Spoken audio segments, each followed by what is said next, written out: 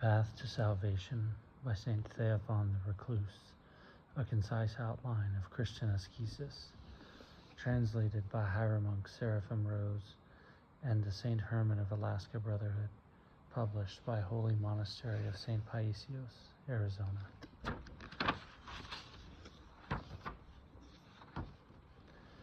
Bishop Theophan the Recluse of Visha, a biography by E. Sumarokov. Note 1, translated from Lectures on the History of the Russian Church, and printed in the Orthodox Word, Volume 2, 1966, number 9. The above version is slightly abridged. The text. To Bishop Theophan belongs an immense significance in the history of the moral development of Russian society. That thirst for complete union with God, which led him into reclusion, did not deprive the world and his own people of his help. Even from his remote reclusion, he was a great public figure, supporting and directing thousands of people in their spiritual life, acquiring great spiritual experience by means of complete self-renunciation and strict daily asceticism.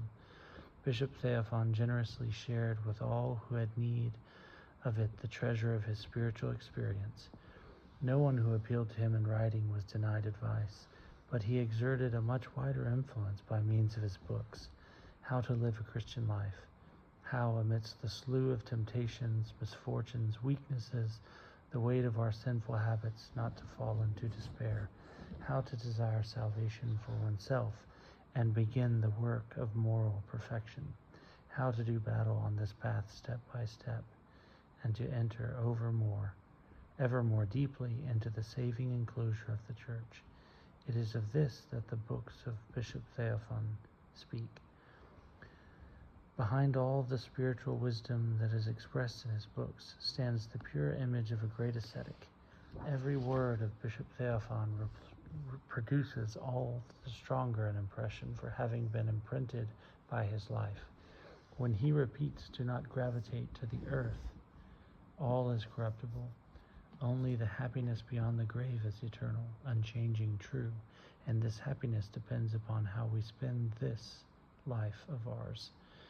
Then, as a living example of this correct view of the world and the destiny of the soul, stand his own self-denial, his reclusion, his desire to take nothing from life but a striving toward God.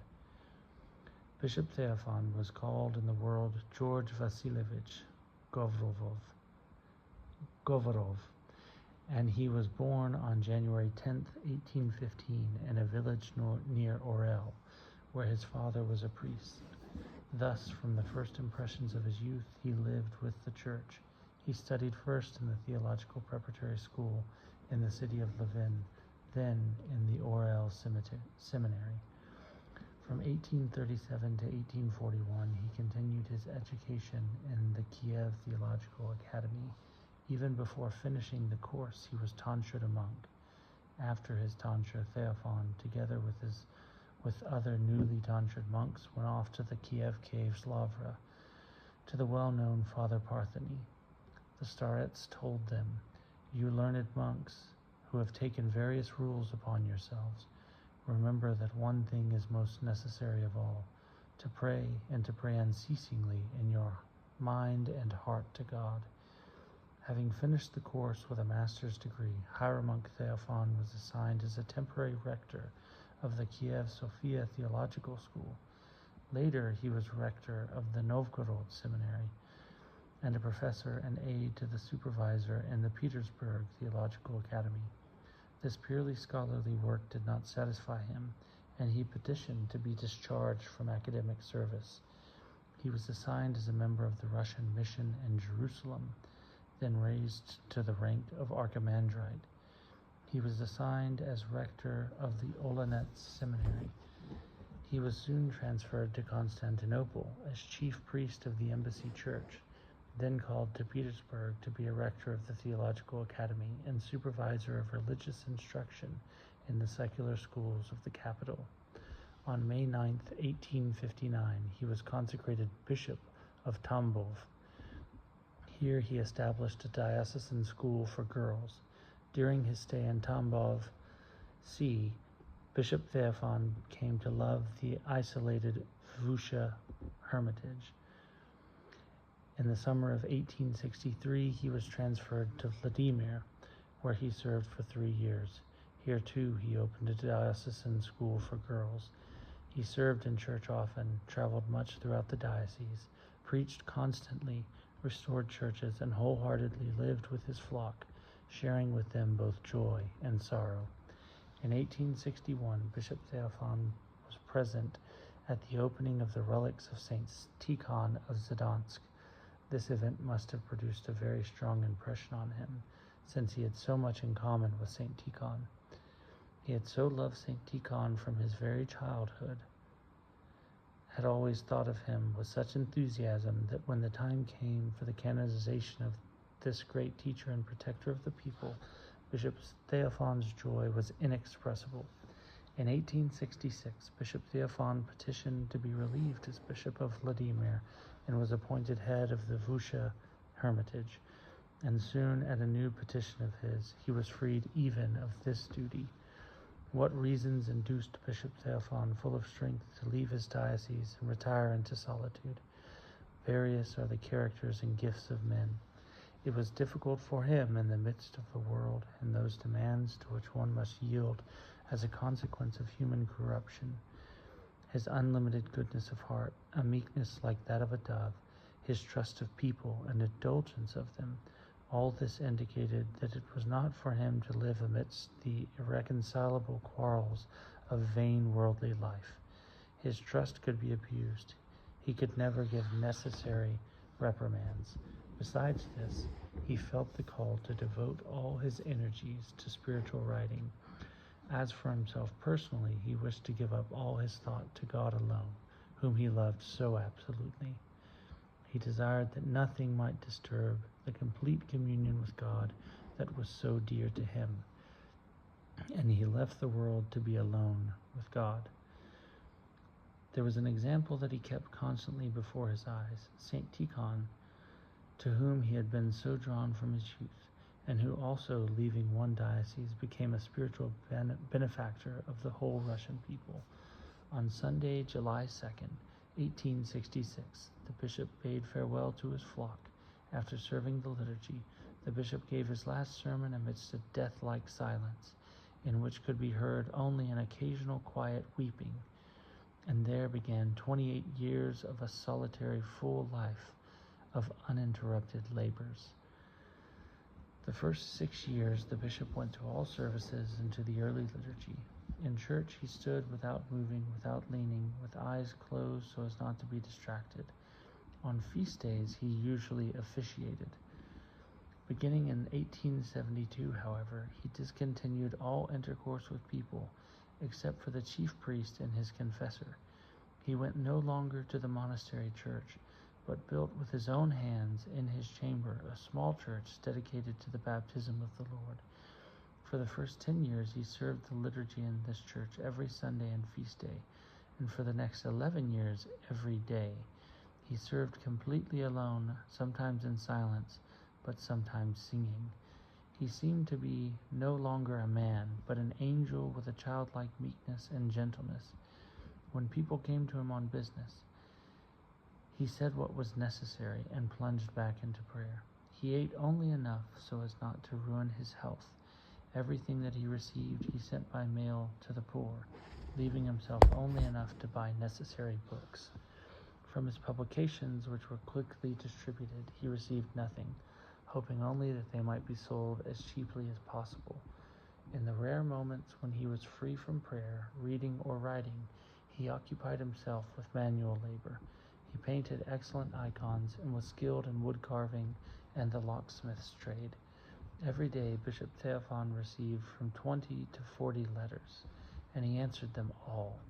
With extraordinary sensitivity, he penetrated to the spiritual situation of the writer and warmly, clearly, and in detail replied to this confession of a distressed soul. His letters, which appeared in print after his death, strike one by their freshness, sensitivity, depth, and boldness of feeling, simplicity, warm concern, cordiality. And thus he lived, directing from his reclusion believers who came to him from afar, thirsting for salvation. The life of Bishop Theophan passed unseen by the world, and death too came to him in solitude. In his last years his vision began to fail, but he did not abandon his constant work, continuing to portion his time in the same strict fashion as always. Evenings his cell attendant prepared everything for the celebration of the liturgy. After the liturgy, the bishop asked for tea by a knock on the wall. At 1 o'clock he ate, on non-fast days, an egg and a glass of milk. At 4 o'clock he had tea, and after that no more food for the day. Beginning January 1st, 1894, there were several irregularities in his schedule. On January 6th, at 4:30 in the afternoon, his cell attendant, noting the bishop's weakness during these days, although he nonetheless continued to write afternoon, looked into his room. The bishop lay on the bed lifeless. His left arm rested on his breast, and his right arm was folded as if for a bishop's blessing. For 3 days the body remained in the small church in his cell, and for 3 days it was in the cathedral, and there was no corruption.